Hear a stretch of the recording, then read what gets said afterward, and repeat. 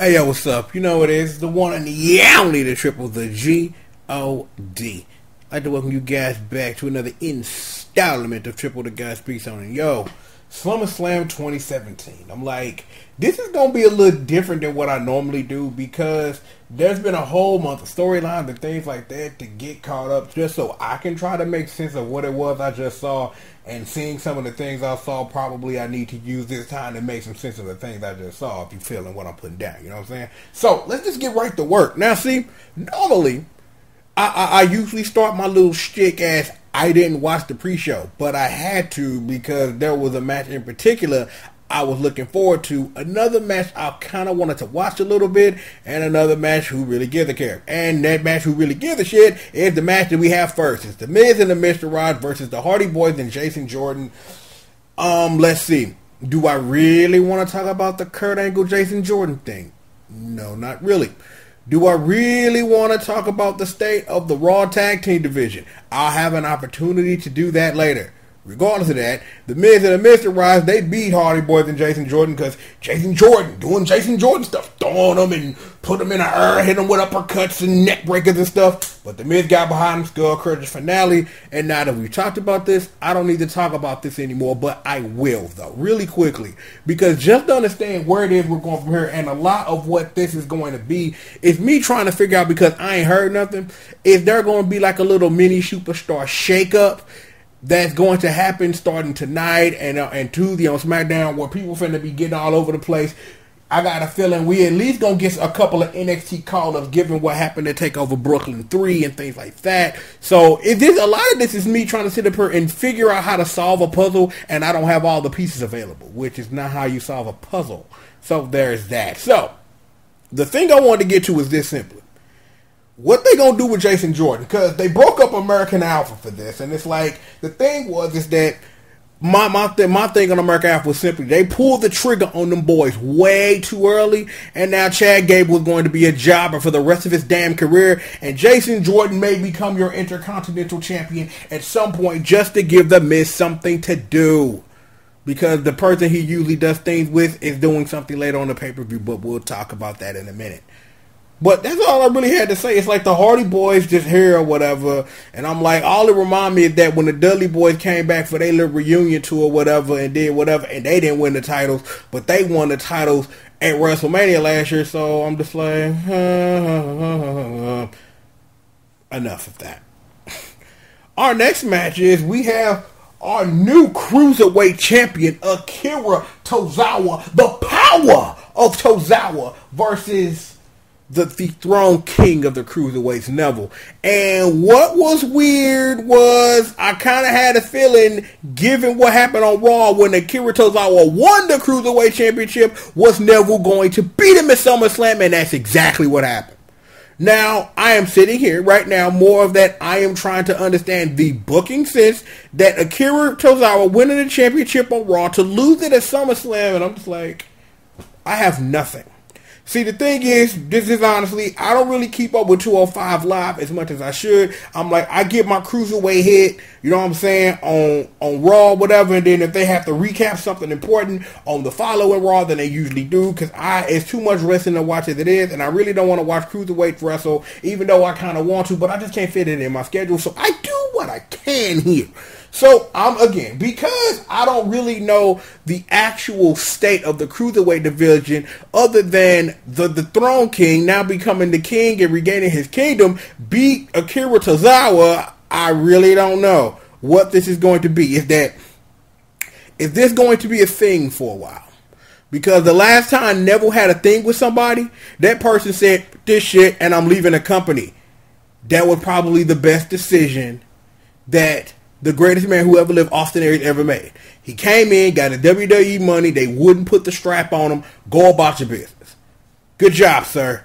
Good job. But yeah, trying to figure out what this is actually going to be. We'll probably get a little bit flushed out on Raw when Neville comes out to celebrate, and Akira Tozawa probably gets his rematch. Because I wonder if this is going to be the new Charlotte Sasha. I wonder, like, are they just going to trade the title for a while and then one of them get tired and then do something or whatever? I'm not really sure. But we'll see. We'll see on Raw tonight. How about that? The match and the reason why I watched the pre-show was the New Day versus the Day One-ish boys, them Usos, straight from the Uso penitentiary, putting in this work. I'm like, yo, see, there's a reason why I have been a fan of the Usos as a tag team for years. The reason why I love the New Day, because I'm like, yo, the Usos and the New Day been putting in work. Because, see, to get back to what I was talking about a little bit earlier about American Alpha and all of those stuff, and you had that in-between stuff with Randy Orton and Bray Wyatt, and the weirdness that is the SmackDown tag team division, is they've been kicking ass. Because it's like, Breezango, they may have been able to do some dirt with Breezango. Maybe. You may have been able to get away with something. You may have been able to. But they didn't pull the trigger on them. So it's like the Usos just been running shot. The New Day beat them. And then it's like, it's been this back and forth. It's been the rap battle. I'm like, these teams have put on entertainment when it comes to sports entertainment, quote unquote. I have to say that. As someone who analyzes this from this angle, I have to say I've been entertained. I've been entertained watching some of my favorite people clown. And they've been clowning. And this match was no different. They clown. I'm like, when you hit your brother with a brother while hitting your brother with a brother, Exhibit will be proud. I'm like, they took the fight to each other. They made this real. And I'm like, they go in there and they clown and they perform. And they made good wrestling to watch. The Usos came out on top. Do you want to know how they came out on top? They copy the Bucks of Youth, as they are called. The Bucks of Youth, and hit that super kick party on Big E. Super kick party. Just party of super kicks. Work that body, super kick. Super kick, super kick, super kick. Then stereo splashes. And the Usos are the tag team champions again.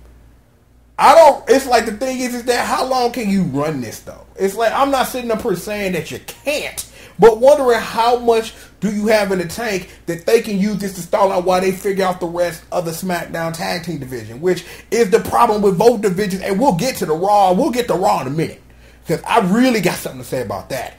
But trying to figure out what the state of this division is when these are your only technically two tag teams, and you got Breezango over there, and then, Hype Bros. I don't know if they really bros or they really getting hype. You got the Ascension, who really cares about Connor and Victor, because I don't think they care about their damn selves. I don't know. The SmackDown tag team division is weird. The SmackDown tag team division started out weird when Heath Slater and Rhino were your inaugural champions, because you're just like, I don't know. But we're actually going to mention Heath Slater a little bit later because of reasons. So, Usos, new tag team champs, wonderful, wonderful match put on by both teams, man. I'm like, you got to shout out, man. You got to shout out with a shout out. Up, up, down, down. You know what it is. So, with me actually watching the pre-show, for a reason that I watched the pre-show, how about we get into the pay-per-view? Because, if you thought I didn't have anything to say, I got lots to say right now. Because our opening contest of the actual pay-per-view is Baron Corbin versus John Cena. Okay, where do I start with this? Because let me start the start and let me take it the way. My name is the Triple to G.O.D. You know what I'm saying? That's some deep trouble. Y'all don't know about that bar since when he was trying to spit flow with DJ Jazzy Jeff backing him. But look, this has been a weird thing since John Cena came back, when you don't really know what the hell John Cena's doing. I'm like, how do you bury the same man twice? Because I don't really want to call what happened with Rusev a burial, but I'm like, I'm always going to be salty. He came out in the No Limit tank undefeated and got his ass whooped by John Cena. And I'm just like, what in the fuck? And then that flag match happened. Like, you going to put John Cena in a flag match with Rusev and John Cena going to lose the flag match? Please. Like, that don't even make booking sense. Legitimate, logical sense at all. But regardless, that's not the point. But it kind of is, and you'll see when I get done with this. Because I got a bow for you. Just listen. Okay. Baron Corbin. Alright? Okay. Alright. Okay. Need to calm my nerves. I need to calm my nerves, internet, because I am very, and I mean very, and I'm trying to turn off my cell phone because I forgot, because I'm an unprofessional hack. But okay, Baron Corbin. Now, the thing is that near the end of last year, right, I hopped on the Baron Corbin train. And this is even given the fact that I understand that this is something that is pre-scripted. Things happen or going to happen or predestined before they get in the ring and they tear each other apart. Okay, I get that. The way they were booking Baron Corbin, the fan in me was like, they gonna do something with this fool. I'm like, I thought they was gonna put the Intercontinental strap on my guy. They didn't do that. So Baron Corbin was just ripping off in the wind or whatever, trying to figure out what it was he wanted to do or do what they going to do with him. Then my dude won money in the bank. Won money in the bank, and I'm like, I knew they gave him, like, I know y'all remember like the Wile E. Coyote cartoons where you would strap like a big giant firecracker. Like Wile E. Coyote would strap a big giant firecracker, light it, and try to case the Roadrunner. They didn't strap a rocket, they just put a firecracker and lit it and just said, Baron Corbin, go. Last Tuesday on SmackDown. What the hell was that? What the hell was that? For the second time, well, for the third time in John Cena's career, he has been involved in something Money in the Bank wise, where that person failed to cash in Money in the Bank. If you would like a brief history lesson, here you go. John Cena, because I'm not doing this in order, I'm just doing it as okay, you know what? I can't do this in order. Alright?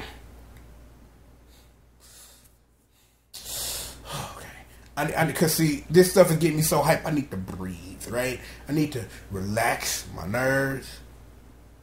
Damien Sandow. Remember him? He went over to TNA for 2 seconds, tried to be some Liberace guy, and we ain't seen that fool since. Because that means the streets was right about him, that he was just a flash in the pan, and we gave him more credit than he ever deserved. But he kicked ass and sizzle on up, down, down. I'm just putting that out there live as just putting that out there live, right? He tried to cash in on John Cena, and John Cena did what John Cena do. John Cena went head up for the title against CM Punk and got his lights punched out by the Big Show, who we're going to see later in this pay-per-view. And then mossed his Money in the Bank. And then, time number 3, he just happened to be on the ring. Baron Corbin attacked him, and the Monday Day Maharaja rolled him up for the 1, 2, 3. And I'm like, what the? Like, why? Because see, here's the thing. We are going to talk about the modern day Maharaja and the King of Strong Swag Style a bit later in this pay-per-view. We are going to do that. Yes, we are. See, here's the thing. Baron Corbin had been whooping Shinsuke's ass. Just whooping. They've been killing each other. It's like the storyline was pre-written for you. Baron Corbin wins Money in the Bank. Baron Corbin acts like a big shot and doesn't have to do anything with the contract till he feels like it.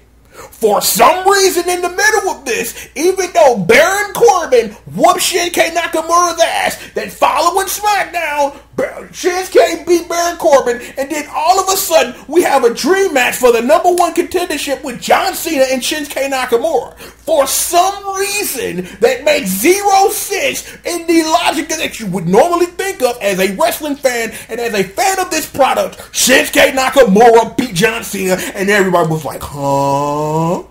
Like, cause you expect John Cena to like straight dominate Shinsuke Nakamura or just get his ass beat for like 20 minutes and then just AM and win because that's what you were expecting, but it didn't happen. Now John Cena is involved in this weird thing with Baron Corbin. There's also some additional fallout later in the pay-per-view we're going to quickly touch on, but this whole thing has been nuts. So, in the midst of all of this, so far, because given what we are on this pay-per-view, you've squandered Baron Corbin, John Cena's ruined someone else's career, and we can go on, but we have at least 2 more matches that involve people that are involved in this fallout because Baron Corbin fast to cash in Money in the Bank. Because why? Oh, in other news, Baron Corbin lost to John Cena at this pay-per-view because I don't know. Wrestling is fun. This is a wonderful thing. I love watching this. I really, really do. See, the reason why I get so hyped the way I do is because I talk about this and I'm coming from like a halfway point. I am not a full wrestling analyst and I'm not some deep-seated issued fan or smart or anything. It's like, I'm still a fan of this, but at the same time, I understand like how real this isn't, so I have to consider it not only as a fan, but as someone who understands what trying to make sense of booking decisions. And this is just bad booking. Baron Corbin, they had a straight shot for Baron Corbin to do exactly this: win Money in the Bank, wait for Nakamura to beat the modern day Maharaja while he's celebrating being the artist, crack him in the damn head with the suitcase, pin his ass, you're the champion. Seems very simple to me, but wait, that didn't happen because you're in a match with John Cena in the opening of a pay-per-view because you cashed it in and failed. Are we having fun yet? Because I don't think we are.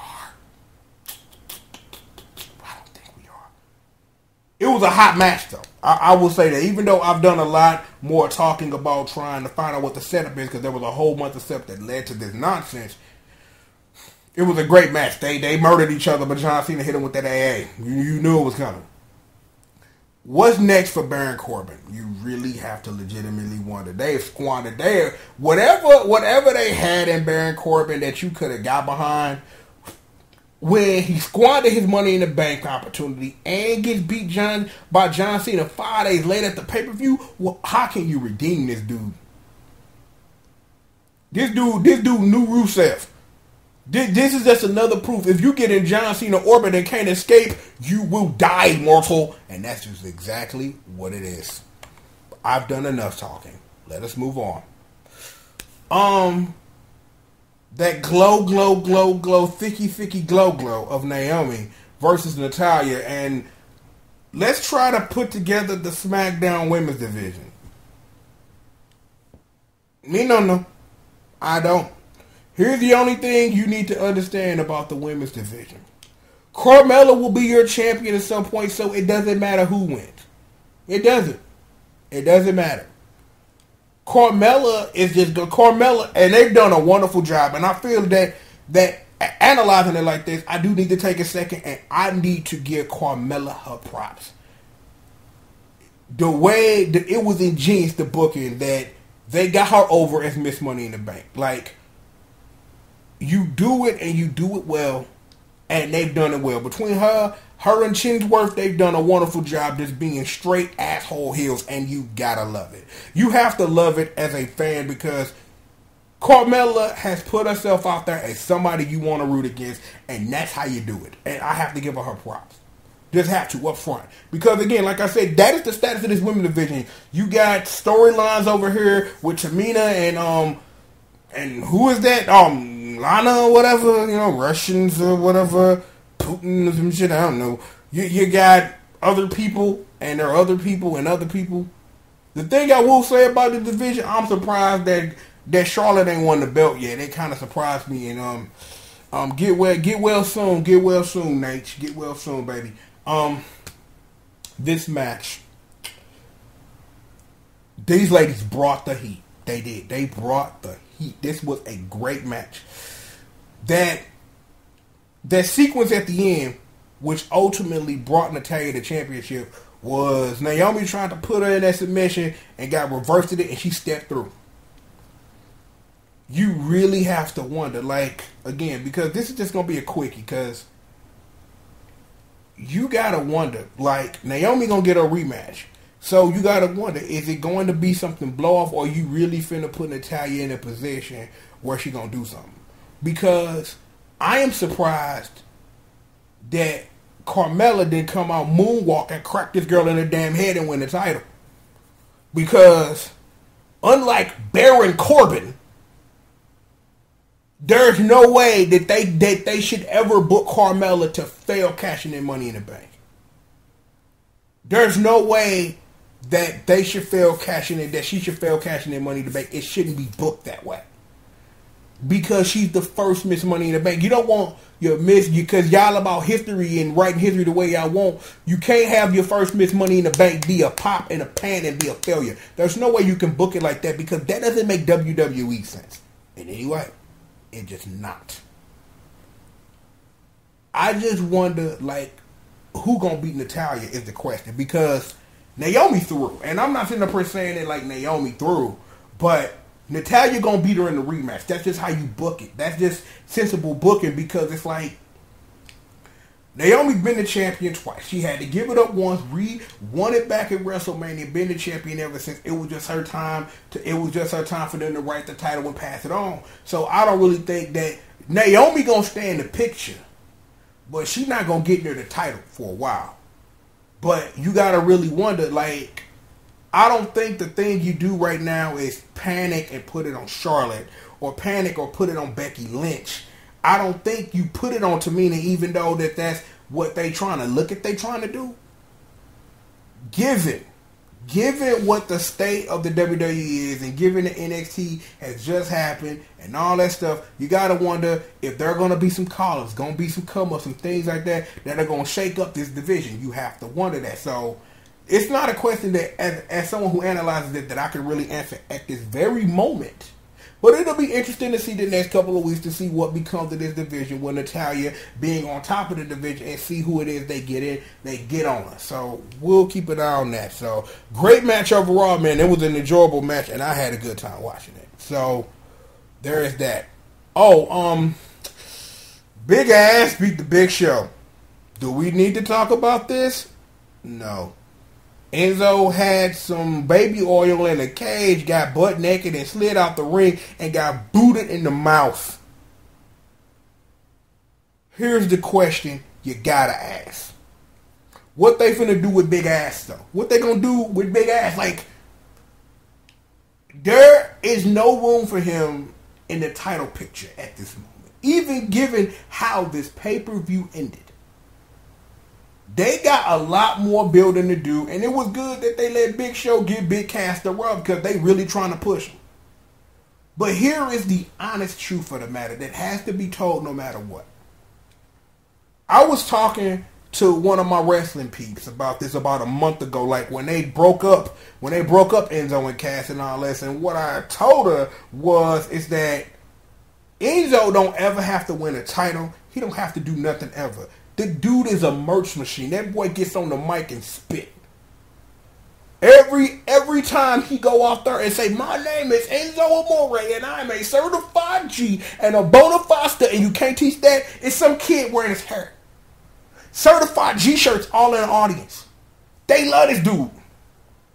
See, if this proves anything, is you no longer need a title to get over and push merch. Because remember, that was the issue Ryback made when he left and then changed his name to Ryback.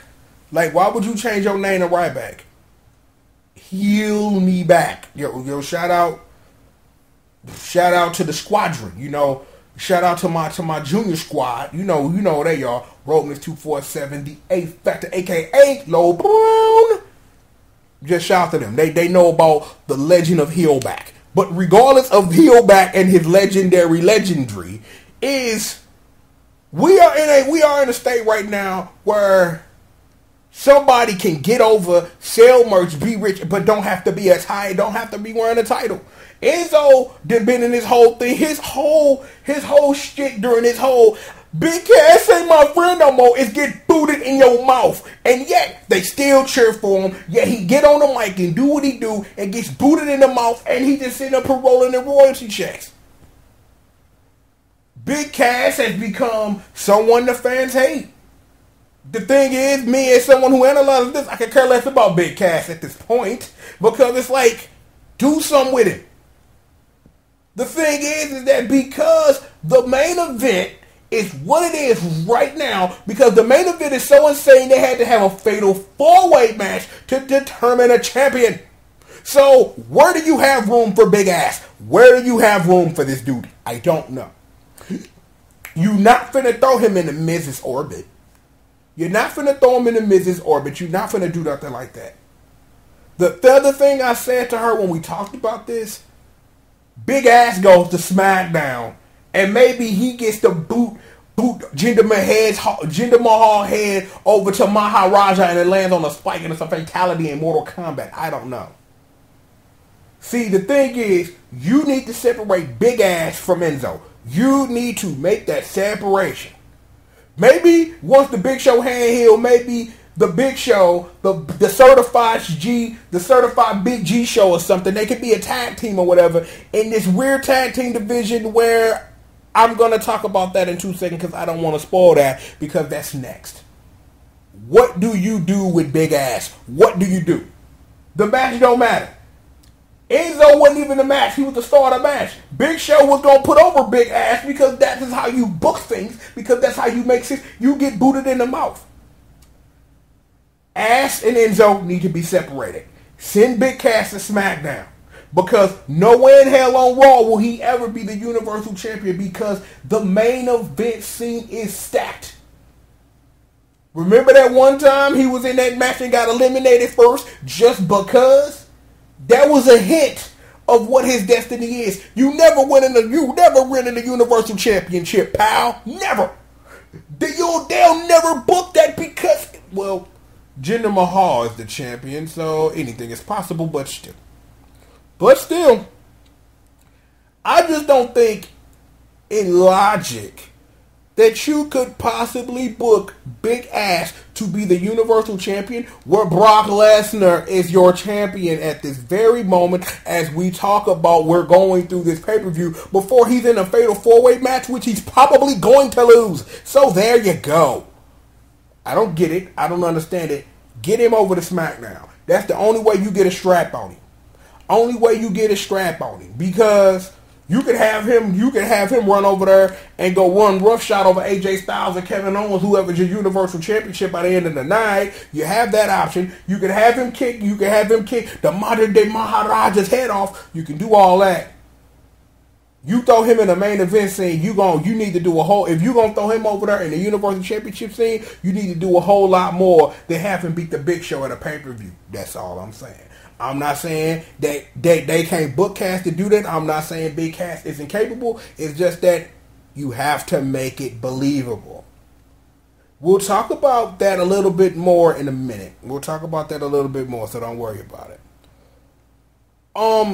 In other news, Randy Orton beat Rusev and hit him with an RKO out of nowhere in about 5 seconds.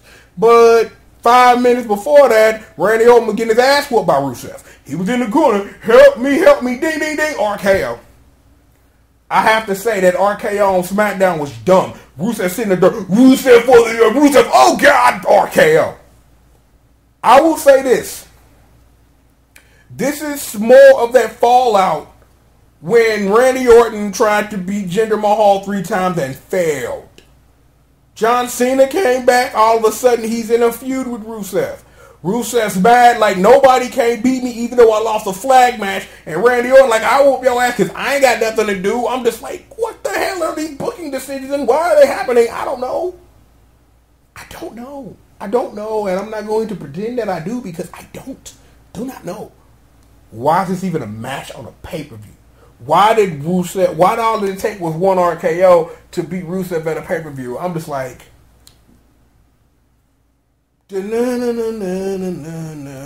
fail bonus game. I'm just like, what you want me to do? I don't know. I don't understand, nor do I get it. I don't. We'll figure out the fallout of this and all this other stuff we're talking about on SmackDown on Tuesday, so we'll do that. The Raw Women's Division. Well, Thicky Miss Bliss has been your champion, and I've enjoyed watching those thick old thighs do thick old thigh things. I'm man enough and I'm willing to admit that. That's fair. This was supposed to be Bayley versus Alexa Bliss, but you got your show up by, by Thicky Nia Jax, who is extra thick. And I mean extra thick with 3 C's. Thick. T-H-I-C-C-C. Thick. Because she fine as hell. Don't let nobody tell you, don't let that smooth taste fool you, dog. I'm just letting you know what it is, fam. Look, though. Look. The current state of the Raw Women's Division by the one and the only, the Triple, the G.O.D. What state? Because you've had a whole month to build up this pay-per-view, you don't really have a lot of ways to really finish an end feud, but you have to drag them out for a while, and then Bayley gets hurt, and it's like Bayley's credibility done been shot since Alexa Bliss beat her more than once. It's like you had something there for 2 seconds, but then you do too many things, you let This Is Your Life program, you've torpedoed that girl's career. And it's going to take a while, even though that the fans will remember and they don't really care. It's like, to build up her credibility as a contender for the championship is going to take a while to repair.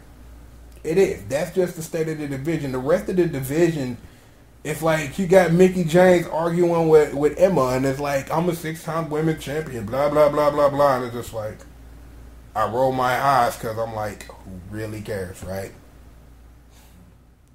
Here's the thing about this match.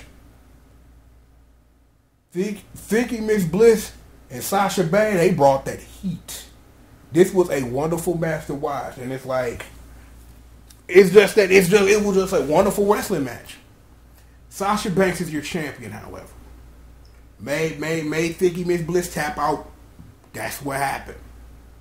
Also, in other news, this is what you needed to happen.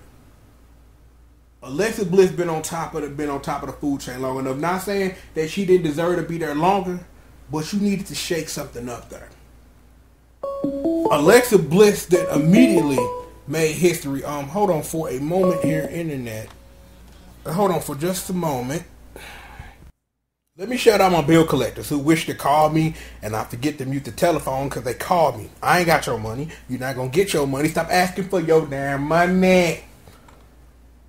Where was I? The state of the women's division on Raw. Let me see if I can just recap that a little bit because I gotta get my head in the game. Call me Troy. You know what I mean? You know what I'm saying? Call me a Wildcat, baby. So let's see. We had this match. Sasha Banks, your champion, right? Alexa Bliss to get her rematch. She probably won't win it. You have to find somebody who's probably going to win the title, and more like not, it's going to be super thick Nia Jax. Sorry, you are not supposed to know about my dark fantasies about that one. Leave me alone. Anyway, okay. Bayley shoulder hurt. You got original Thicky. I licked up to James and Emma feuding, and you have another rest of the division and just kind of like, well, okay, fine. That I think that's probably the gist of what I said in that little blurb of a sentence. They brought it, and I don't know if I said that, but I will say that just in case because I had to talk to my bill collectors. They brought this heat. Great match by both women. Wonderful job.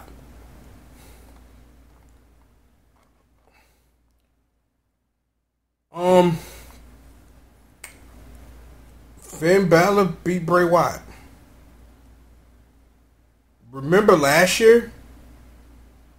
This same man won the Universal title, inaugural champion. Seth Rollins killed him damn near to do it, but he won the title, relinquished it the next night. 1 year later, there was actual video things, and I had that little SpongeBob graphic.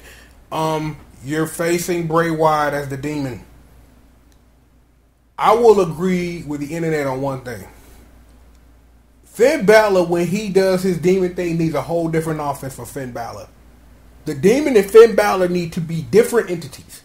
If that Finn Balor needs to do Finn Balor work, and the Demon needs a better and varied offense from Finn Balor. That's what I agree with the internet on, because it would make sense if you're really trying to play this duality character that only comes out when the Demon is ready to do work.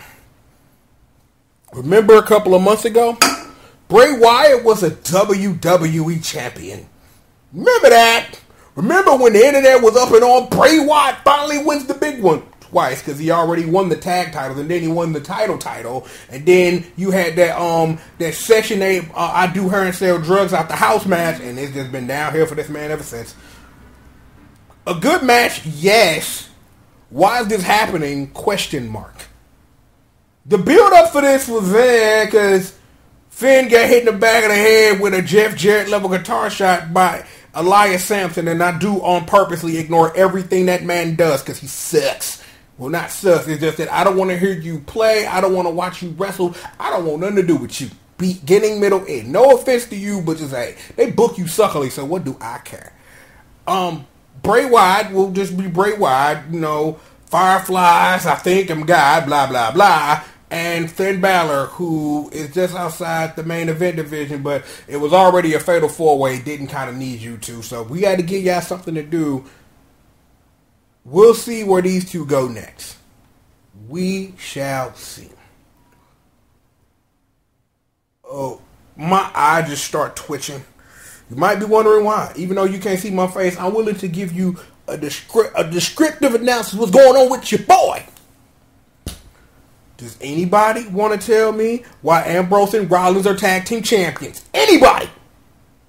Because see, here's the problem with this. This should be the revival. Okay? I will admit it up. I'm a revival stan. Have been since I seen him in the NXT clowning. Because see, let me explain what's going on here. Okay? Let me explain, right? Okay. Your tag team division on Monday Night Raw is in disarray. Cesaro and Sheamus finally failed the Hardy Boys, won the title, and put their old asses on the shelf. Hooray!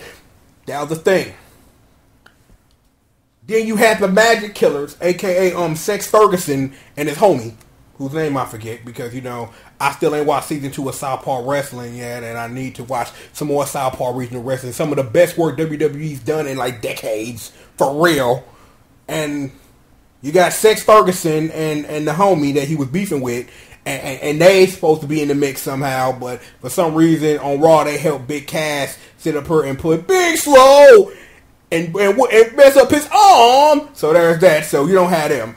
The Revival, nowhere to be seen. They were part of that Enzo and Big Cass stuff too. Like, man, we didn't do it because we're trying to get over Big Cass as somebody who we care about, but no one cares about Big Ass. It's still funny.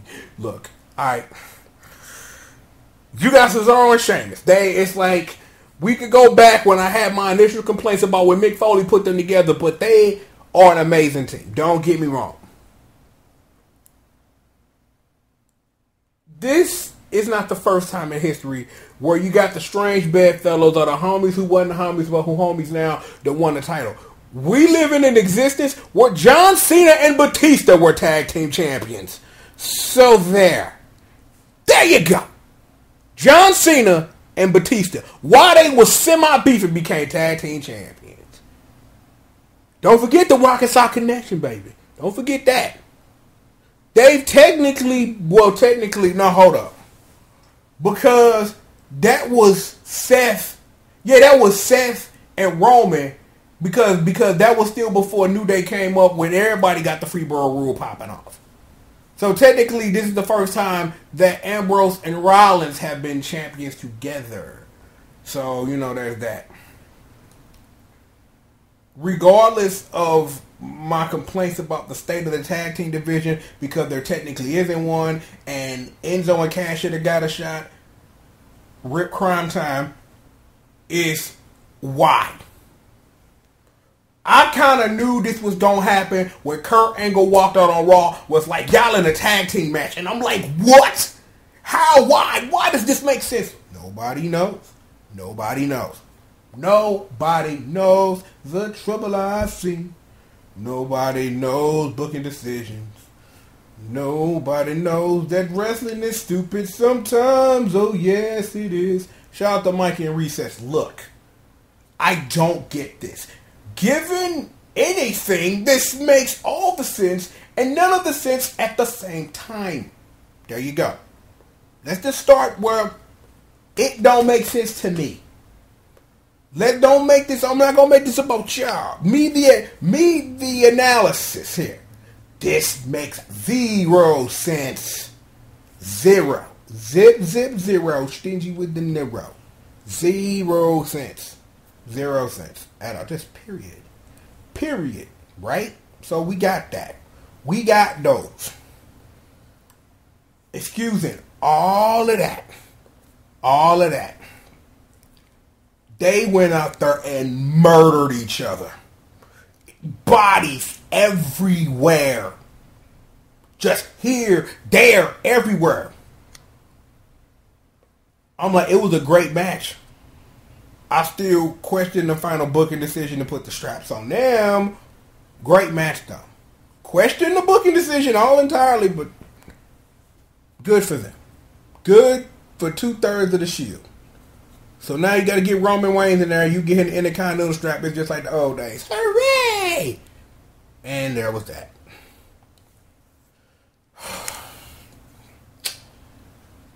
The U.S. Championship match. We got two of my favorite wrestlers today, Big KO and the phenomenal AJ Styles, and Shane McMahon versus God and a helicopter, and Shane McMahon elbow dropped the helicopter while God watched. Why is he the special guest referee? I don't know. Even though I understand the build up to this match and why he's the referee, I just don't understand why he's the referee in this matchup. Do not know. Don't know. Get it, but don't at all. This is another match where two of my favorite wrestlers went out there and killed each other. Shane took bumps for no reason, and in the end of the day, AJ Styles reigns as your U.S. champion. What am I supposed to really understand about this? This was preordained. And not in the way that someone goes in the back and writes how this match is going to work. It's just that Shane was going to take some bumps because that's what Shane do. AJ Styles and Kevin Owens was going to put on a damn fucking match because that's what they do out there in the damn ring. However, to not negate but try to understand like what it is though, family, what it is. Where do you go with KO? Because remember, Jericho came back for 5 seconds. That was a part of this 1 month build. And AJ Styles won a title. Then KO accidentally won the title. Then AJ Styles won it back. This is weird and nuts. Shane O'Mac is the special guest referee. There were bumps. I'm just like, okay. I'm trying to sit here as the analysis and trying to make sense of this. And I cannot. I cannot in any way make sense of the how and why that this is even a match on this card, but I understand why it's a match on this card, but I don't understand why. I just don't. Again, regardless of anything I might have said, but let's just negate everything I said. This was a great match put on by two great people and a dude who elbow drops helicopters for fun as your referee.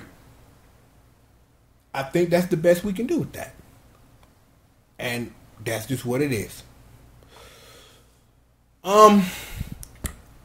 We talked about this like technically at the top of this joint, right?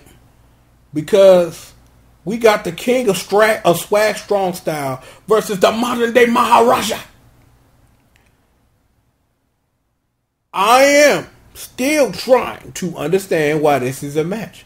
Why Shinsuke Nakamura became the #1 contender on accident by beating John Cena in a weird twist of that's never supposed to happen, and Baron Corbin failing to cash in Money in the Bank when it would have just been easier for the straight line of Shinsuke Nakamura beats Jinder Mahal.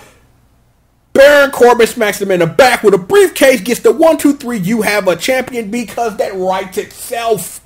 But since, I don't write it myself, and nor does anyone else, but someone does, we now have a championship match between Jinder Mahal and Shinsuke Nakamura, and there will be no interference, and there will be nobody because, well, you got the Singh brothers out there, and even if Baron Corbin wanted to cash in Money in the Bank, Shinsuke could have beat him clean and then did that, or whatever you want to do. However, Jinder Mahal dominated the first part of this match. And the thing that I really loved about this match was there was a real ebb and flow. Like Jinder Mahal, like Shinsuke got some little early offense in. Jinder Mahal dominated the majority of the match. Shinsuke turned it around, hit him with all the strong style. And then Bollywood Queens hopped in the ring like, oh, look at me. And then he lost. And I'm just like, what? So, here is what I understand about the life that we live. I'm like, last night at TakeOver 3 Brooklyn, Drew McIntyre won the NXT Championship from Bobby Roode. Jinder Mahal is your current WWE Champion? Oh, and don't forget, Heath Slater was your first one half of the first tag team to win the SmackDown Tag Team Championship was Rhino. I'm a 3-man band. And that's where we're going to leave it. That's where we're going to leave it. This is the world we live in. Jinder Mahal is still the champion. I really thought my boy Shinsuke was going to get him. I really thought that he got put over by John Cena. I'm just like, this is nuts. And I'm like, how long is Jinder going to be champion? It's like, again, we watch something that is predetermined, right? We understand the political and social and promotional reasons why you have the modern day Maharaja as your champion. I get that. I understand. It makes logical sense. I get it. I get it. I get it. The build up with the Money in the Bank Championship and John Cena being involved in this for some reason and Randy Orton being on the outs of this and facing Rusev and all the fallout of Baron Corbin being a damn failure and all of this. I don't know. You know what I see in the future of Jinder Mahal? He gonna lose the title on a random SmackDown. Take me on the bet. Jinder Mahal is gonna randomly lose the title on SmackDown, and I'm gonna tell you exactly what's gonna happen. One of two things, or one of the many possibilities of him losing on a random SmackDown could be the following. He could not be the champion after Tuesday night. Because if what I think is going to happen is what I think going to happen, if we're going to have some NXT call up, a mini little superstar shakeup, and the modern day Maharaja is going to get out there and speak the Maharajian to the people, and then somebody going to come on like, oh, it's new, challenge me for the title, and then lose. But he is not going to lose the title on a pay-per-view. He is going to lose the title on a random edition of SmackDown Live. Because that's just the thing that just makes logical sense for a character like Jinder Mahal. Lose the title on a random SmackDown. Now, don't lose it on no big pay-per-view. No, lose it on television. Because, logic, I guess. Again, good match put on by the both of them. Shinsuke clown. Mahal put on some offense, but them Bollywood queens, they need to go on somewhere. So, because it's like, you'll know when Jinder is going to lose the championship, because the Singh brothers are going to be eliminated completely from the picture for real, and Jinder going to try to do the Colossus or something crazy, and they're going to reverse it, hit that dude with some fear, he going to lose. That's going to be the tale that you watch for when he lose the title. You'll see.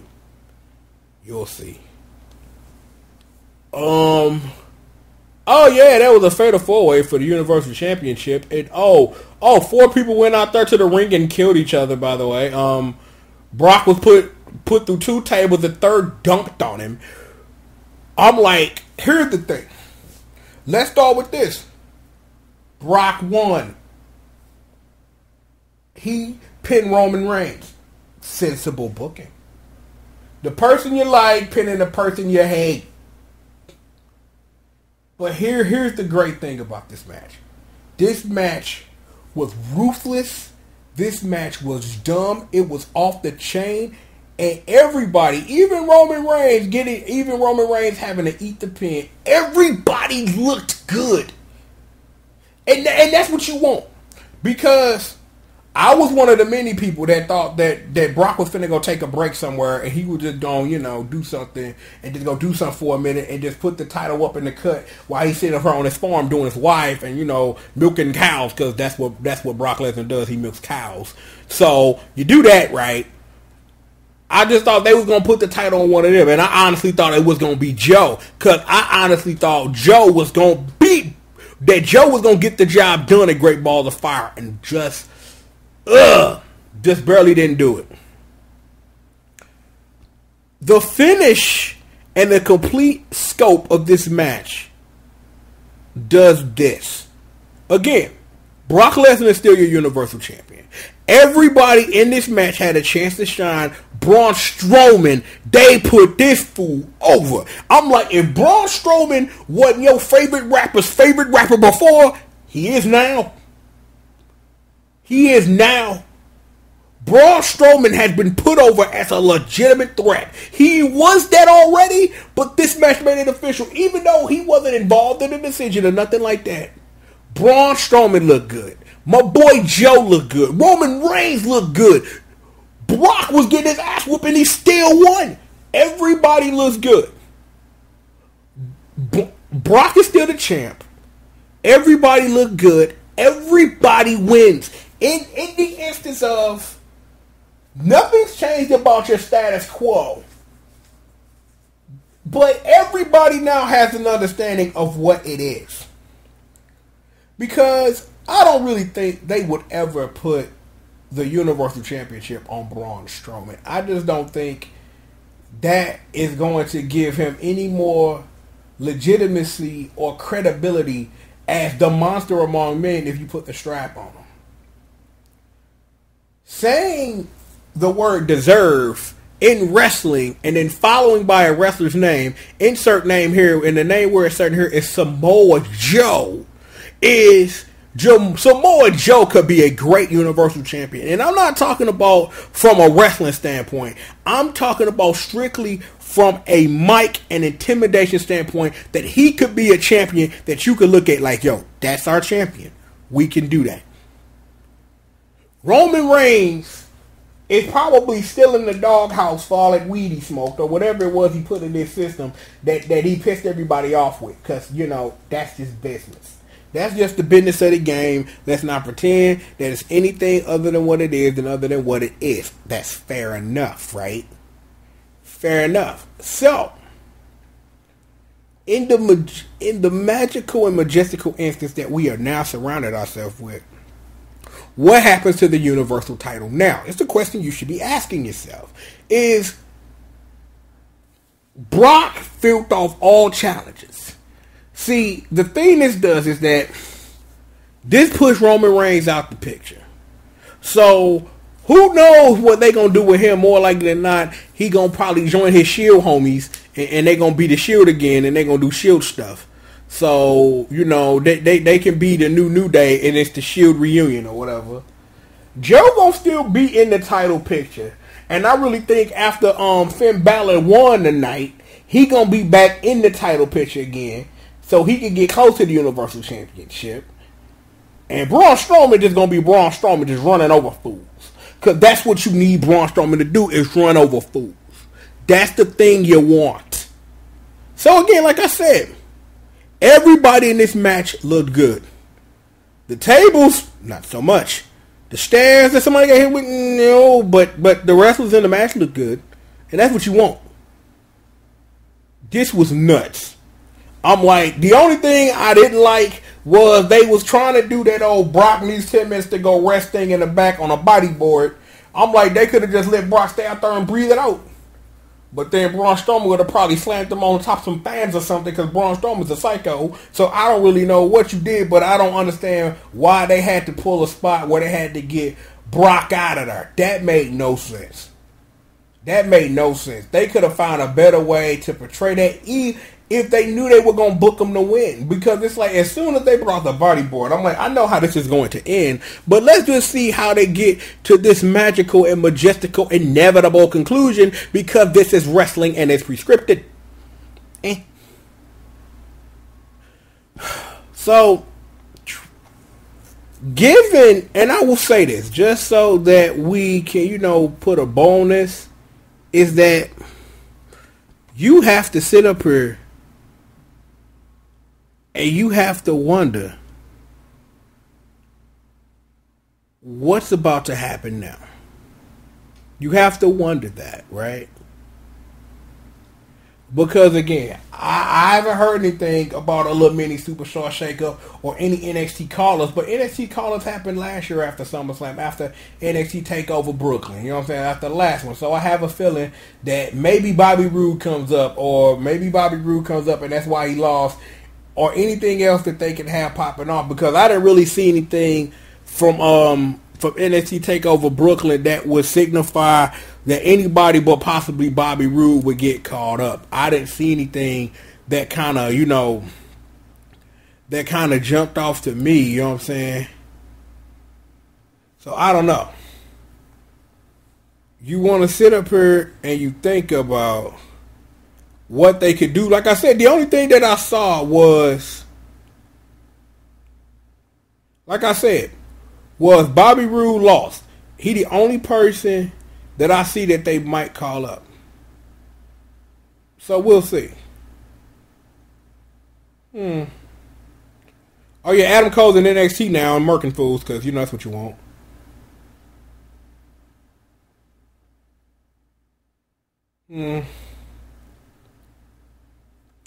He rolling with Fish and O'Reilly, cuz? Oh man. Oh, I did not know that, because I still haven't. I'm like, the only thing I heard was Drew McIntyre. I haven't got to sit down and watch NXT TakeOver yet, but the boys Bobby Fish and Kyle O'Reilly with Adam Cole. Oh, this is gonna be good. Okay, so now I have a reason to tune in NXT a little more often. So, what's done is indeed. We're going to go ahead, we're going to get up out of here, man. I want to thank y'all for joining me for another installment of Triple the Guy Speaks On. I'm glad y'all can come kick it with your boy for just a little bit. You know what I'm saying? I'm like, it's been almost an hour, but, I had a whole bunch of matches and a whole bunch of things to set up so that we can talk about stuff as we talk about stuff within your stuff. Thanks, Exhibit. Well, yeah, we'll go ahead and get up out of here. It's work already up, plenty of work. I'm fully caught up on normal stuff we've had to review. The squad table, man, we will be available tomorrow for both that Power and that Game of Thrones, so please do not miss it. We got some rumor stuff about Dragon Ball Z up, My Little Pony, Ruby, of course the tag team duo of Kamen Rider and Super Sentai. Got all your usual reviews, all that crap up for your listening pleasure. So let's go on here, let's turn this into a video. You know what it is, the one and the only, the triple, the G.O.D. And I'd like to thank you all for joining me for this special installment of Triple the Guy Speaks On WWE SummerSlam 2017. And with that being said, I'll holler at you guys next time, man. Peace out.